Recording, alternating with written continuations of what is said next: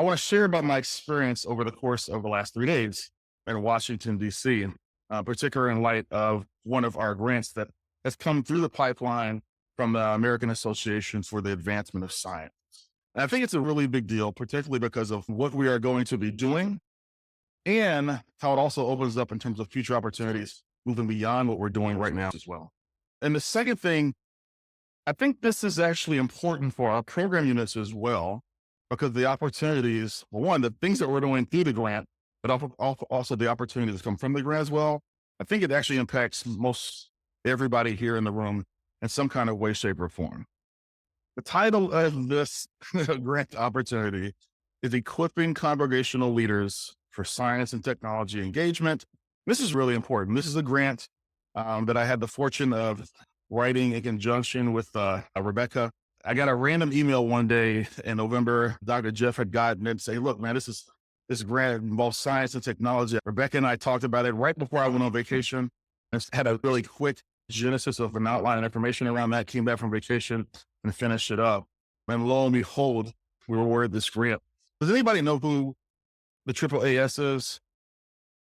American Association for the Advancement of Science? Yes. Anybody know what Science Magazine is? Yeah, it's like one of the premier magazines in terms of science and everything. They are the proprietors of that magazine as well. They are actually very deeply connected with the government. They've actually got a huge building. I didn't realize how big they were. They've got over 30 different programs that they run. So then one program out of that 25 or 30 is the Dialogue on Science, Ethics, and Religion. And those are the ones who have been working in light of their upper organization, the AAAS and Lilly Foundation, to get their Thriving Congregations grant. Some of us will know about that from other Lilly opportunities we worked with. Last year, they actually had their planning grant. Lilly does the whole, we'll give you money to plan, and then we'll give you money to initiate that first year, maybe that second year, and then ultimately building so that you can create something that's going to be sustainable over the course of time. And so the Dialogue on Science, Ethics, and Religion, or DOSER, has launched this SECF, which is the Science Engagement for Congregational Flourishing sub-program within AAAS, and that's where we're coming into place. So we're working directly with DOSER, and I'm a part of the program for the Science Engagement for Congregational Flourishing. The grant application, the culminating aspect of this is that bolded section down in the bottom paragraph right there. And I'll make it a little larger for you. The grant application is to ultimately resource and equip congregational leaders, clergy and lay. Yes, I'm doing the kindergarten thing you're reading in front of you, but you can read it in your mind as well, to engage with critical issues at the intersection of science and society within our congregations and communities. This is really important because this science in terms of the natural sciences, science in terms of the physical sciences, and also science in terms of like technology. And so just note that technology is a core part of that science. And so we are using the language science and technology over and over again. Can I just be a little vulnerable with y'all for a second? I have oftentimes felt like an outlier in my skin. I've been an outlier because I've been this tech geek science guy who loves to do amateur theoretical physics, and in the silence of his evenings will take and try to postulate and derive theorems and things like that at its own time, which makes me really excited. I've lived in this world where there's the faith world, there's a technology world, and I've never really been in a space where both of those things have been intersection. The meeting that we had in January, we initially introduced all the grant recipients and all the staff and everything, and then the meeting that we had this past week, the first time in my life where I've been around people, but genuinely, honestly, to being around a space where people are both holding up faith in Christ and still walking in the midst of technology and science and all the one space, and we can all talk through this. And I can talk about theoretical physics, and I can talk about algorithmic development and technology, all this. It's really amazing for me. So just a moment of ownership right there. It makes me a little tear coming down on my eye. There you go. Everybody together. All righty. So I just genuinely had a really good time, but nonetheless.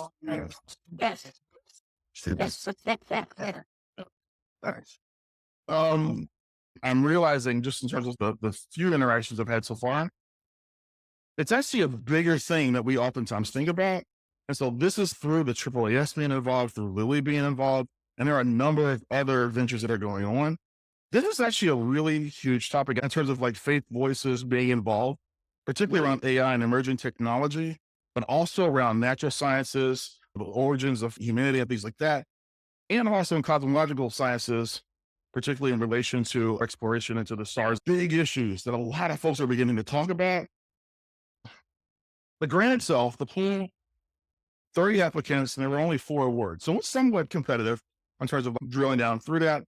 And this is the first cohort of operation. The grant itself officially runs from January of this year through December of next year. So 2 whole full calendar years in terms of making things happen. The folks that that are alongside of me are winning this grant, the South Dakota Synod ELCA, and they are actually working in conjunction with the Sanford Underground Research Facility, which anybody knows is like, it's a huge facility. It's a science lab. It's a mile underground in South Dakota. And they actually study things like neutrinos and how their impact is. They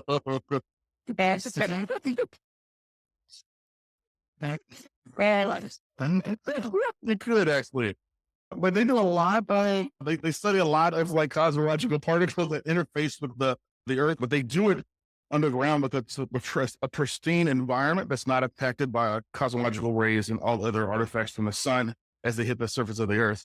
And it's phenomenal. So they're actually doing a project that focuses on understanding dark matter and how it relates to our faith and sciences of formation, which is a big deal. You know, the thing about dark matter is actually the substance of which the majority of our universe is composed of, yet we have no concept for how to even realize what it is in real life. And so they're doing that work. And they eventually invited me to come and sit in with them when they do a tour of the facility. I promise this is going to make sense. In good preacher fashion, it's all going to come around. William Jessup University, anybody know who they are? They're doing curriculum on church and science working together to cultivate resilience in the face of suffering. A really interesting work right there. They're doing this really unique walk where they're acknowledging the things in which science has done not so great towards church and humanity and technology over the course of time. And they're having this, I don't know all the details of it, but they're doing this resilience bridge project in terms of moving forward in light of both of those things and having some really impactful, they're being cohort-based processes of having folks walking together through this. Virginia Theological Seminary, most of us know who they are, VTS, right? They're actually like us. They have a center for learning. It's called the Department of Lifelong Learning over there. And their learning center, like our learning center, that's actually focusing on being with science as well. Our grant particularly is about ethically leveraging AI and emerging technology around the life of the congregation. I say this from being a person who was bivocational, multi-vocational for pretty much all of my pastoral career. And it's hard when you're the only one doing everything. Look, I remember during COVID being the pastor of my church, leading the praise team, leading worship every week, having to come into church early, set up a camera that faced the pulpit, a little camera that faced the praise team, setting up my computer right here. And this is what I'm doing. I'm controlling the other computer on the side of the stage that shows all the videos and stuff up on the screen. I created video tracks, and so I had the background music, but I also put words on the screen as well. And so those are available for everybody who's in the sanctuary. I'm leading the praise team. I've got a remote control for that computer that's on my computer and also on my phone. So as I'm sitting here worshiping, looking like everything is all natural, I can still switch back and forth between songs and scripture. I go back over to the camera, the screen where the pulpit is. And so I'm actually engaging with people who are online, showing their faces up on the screen, making sure they can see the praise team, making sure they can see the words of the lyrics, making sure they're muted so they're not singing. You have when they're just disconnected voice coming through as well, but still sustaining conversation through it all. Yeah.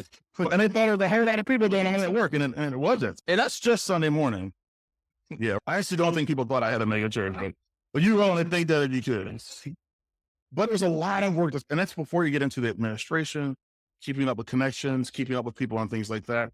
I think when it comes to AI and emerging technologies, businesses are seeing that they can have increased efficiency, they can increase marketing and communications, a way of engagement over the course of time in a very meaningful way, interestingly, by using AI and emerging technology. And I want to be able to bring those skills and those experiences to local congregations of all sizes, but particularly affinity towards those who are smaller and who have that extra painful crunch point. The audience, Christian leaders in various congregations, various congregational settings, again, with a particular focus on, or a particular affinity, I should say, towards those who are bivocational or multi-vocational, even I should say nowadays. And it's being framed through these 3 levels of engagement. I'll give you a little bit more of a drill down into those 3 levels right there. So the first level, and thanks for Rebecca for helping me to levelize, and Jennifer as well, levelize the language of these things. The level 1, if you will, is the foundations for equipping digital disciples. And so this is roughly going to be an engagement. It'll be a webinar-based series of courses, pretty similar to what we're doing right now with a lot of our, with some of our CCL courses that are being delivered online. It'll run over the course of 8 to 10 classes, and it'll be basically open to everyone. So this is the opening pool. I've got a model curriculum lined up for this, but it starts with understanding what AI and emerging technology is. This is an interesting anecdote right here. How many folks have heard that there's a conflict between science and religion? You've heard that before, right? This is an interesting stat. The research says that there are around 60% of folks that acknowledge and recognize there's a conflict around that. Now, when asked individually if individuals have a conflict, what do you think the percentage is? I'll tell you. It's lower, 30%. So think about that for a second. 60% say there's a problem, but only 30% actually say individually when asked there is a problem. Now, we don't know why that is. They could be ambivalent. They could be like, no, I got my answer. I don't even know anything else. Or there could be other permutations of that. But it is interesting that in light of everything that we say about the tension between science and faith, 60% say it is, but only 30% really activate that realistically in their individual lives. The second level, if you can imagine, is going through this process. And then from this group of 50 to 100 participants who have gone through this wide range course, then they have 20 to 25% participants that are really walking together through hands-on workshops. So these are hands-on workshops. So I'm the only one who manages all the communications from my church. How do I keep up with all that stuff? What are ways in which I can automate in a very faith-formed and personal way, ways to engage with them? How do I mitigate pastoral calls and be able to meet with people when I'm working 2 or 3 jobs, I've got family, I've got everything else that's going on? How do I mitigate those? How can I use technology tools to help mitigate that kind of thing? Good night. I got service coming up. For those who actually do programs and bulletins, how do I get that bulletin out? Boy, I tell you what, anybody ever do bulletins? Bulletin work is not easy work, you know? And if you can click a button and have the bulletin generated the way that you want it, the way you like it, when you wanted it.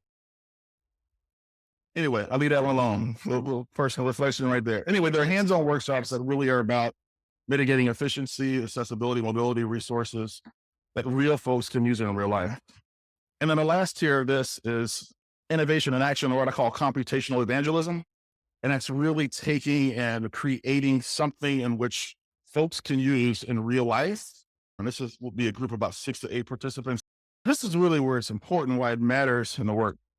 We were down in Oklahoma. I can think of a bunch of pastors down there who would really appreciate being a part of this conversation and going through and seeing how they can mitigate this technology stuff. So they're sort of blowing all their minds and learning and understanding and using it in a real life congregational context. And you all have pastors and churches that you are connected with on a regular basis as well. Abigail, Michelle, Abner, the list goes on and on. Everybody else, you've got places where you're engaging right now. And so one, I would want to connect with you, and obviously through CCL as well, to find folks who would be interested in this. So we would have some form of survey to mitigate, is this the right course for me kind of process, but we'd want to be able to do that. It also matters because there are opportunities that arise from this as well. So the first is that there's an opportunity for a technology and faith symposium. I was actually just asked about this 2 days ago. The grant recipients are part of the program, but so are also regional workshop offerings.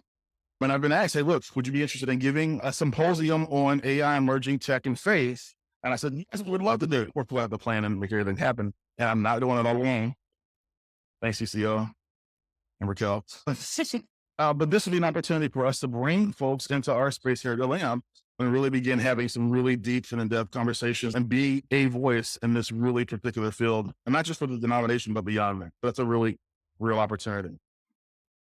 The other piece, they're also offering individual congregational leadership grants. And so an opportunity for us to recommend congregations who are part of this work, a part of the courses that we're going through, to receive $500 to $800 grants for like specialized programs to bring science and technology engagement to the congregation. And they can be everything from a simple class or a workshop or some kind of learning experience. Pause for a second. So everybody know the Association for Theological Seminaries? Yes, it's probably the premier, I can say, accrediting agency for all of our theological institutions. I went to the University of Chicago. I know folks with the Andover, Newton, and Yale. ATS accredits institutions, but they do also offer affiliate statuses for associated entities like learning centers and things like that. ATS says, hey, look, we vet that this place is a really awesome place for giving quality. It's more than rubber stamp. Yeah. Yes, you have to go through a process of being voted in and being approved and everything, but having the opportunity to have an official status of endorsement, maybe it's a better way of thinking about it, from ATS about the work that we do through our learning center would be a great opportunity as well. I'm going to lean over to Judson Press right now. You have a link to Cyril over the purple table. Is that there's also the opportunity for publications in science, tech, and faith as well. I did have a conversation with a woman who leads an organization called Church and Technology. They received a Lilly grant. It ended 2 years ago. So it's like 2019 to 2023. That was focused on generating resources, books, and things like that. And so she's actually in their second wave of generating books and content. I said, hey, look, I think we should have a conversation with our publisher to see about more opportunities because this is something that we could write more things about. And there's an opportunity for content around general faith audiences, content to be used in theological institutions. Yeah, definitely. And also opportunities for publications for children and youth. And she and I are also just right now beginning to think about a series of what we could write about in this space. So opportunity for publications that'll come from this as well. So all of our courses will have a series of pre-tests and post-tests to measure like how well folks will advance and what is growth, if you will. There's a theological component of growth. Yes, I believe even through the venue of computers and screens, but also just like a practical hands-on growth-based process as well. We're able to measure that and capture that. But in conjunction with the work that we're doing, along with other programs that are in place as well, there's a really interesting opportunity for longitudinal research. And then for those who have an aspiration around publication around this particular possibility, and even having eventually even maybe some data that's being published in Science Magazine, I've got high aspirations as well. And anytime you can get real life publication and real life data in a meaningful way, it's something that's really valuable. So that's something that I don't want to miss on. And from the ground up, as we're building this, we're building in those systems of assessment and evaluation along the way. We've got some really great evaluators with the Dozer team as well that are also coming along to help us to also make sure that the data that we're capturing can also sync with the data that they're capturing as well, so that we can have that sync over the course of time. That is really it. That's the majority of everything. I'm saying that because as we drum up from here, the next steps, obviously, Rebecca and I haven't had a chance to talk yet from this magnificent trip that I went on. We'll have a little more conversation.